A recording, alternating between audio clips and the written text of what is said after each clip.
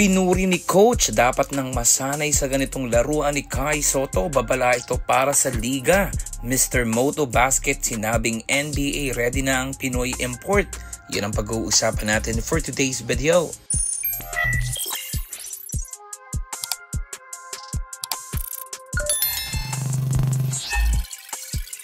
The league was put on notice sa game kahapon ng Koshigaya Alphas kontra Kawasaki Brave Thunders. Hudyat na may panibagong bigman na sa liga ng Japan B-League na posibleng idumina ang liga ngayong season.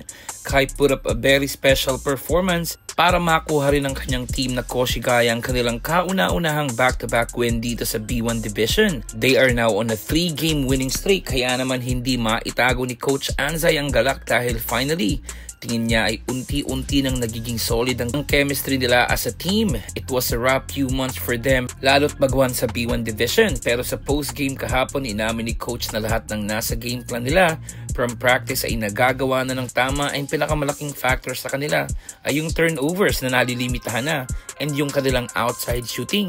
Pinunto ni Coach ang outside shooting ng kanilang mga imports gaya nila Suarez, Peak at si Kai Sotto. Ayon kay Coach Anzay, lahat sila ay may ability to shoot from range. Pero sa nagdaang tatlong laro talaga nila ito nakitaan ng improvement. Pinuri rin ni Coach Anzay ang kanilang big man sa bounce back game nito matapos ma-fouled out sa game 1 ng Sabado.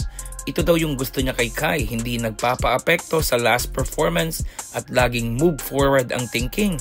And rightfully so, natupad ngang ipinangako ni Kai na babawi siya sa game kahapon. Dapat na rin tayong masanay sa ganitong laruan ni Kai dahil masyado na itong komportable sa role niya dito sa team and alam na nito kung saan yung mga sweet spots niya lalo na sa paint. Alam natin na automatic ang 2 points sa kanya kapag nabigyan ito ng pasa sa ilalim kagaya ng mga ganitong plays. High percentage looks at high percentage results. Ang laging magiging factor na lang sa kanya ay yung health, kaya need niya pa rin magdoble ingat every game at umiwas na ma-injured. Kai has a very promising future lalo na sobrang malaki ang improvement ng kanyang katawan from his previous seasons dito sa Japan. Bigger and stronger with a veteran mentality. Kahit ang media man sa B-League na si Mr. Moto Basket ay kumbinsidong ready na si Kai to take the next step sa kanyang career and yun nga ang NBA. Itong Japan B-League ay parang training ground sa ngayon and hindi raw ito magtataka na may mga NBA teams nang lalapit dito sa mga susunod na buwan to get his availability. Based na rin sa performance ni Kai sa mga nagdaang laro nila, ay tingin ni Mr. Moto Basket na nagsisimula na si Kai ma-recognize ng liga as one of the most dominant big man dito sa Japan.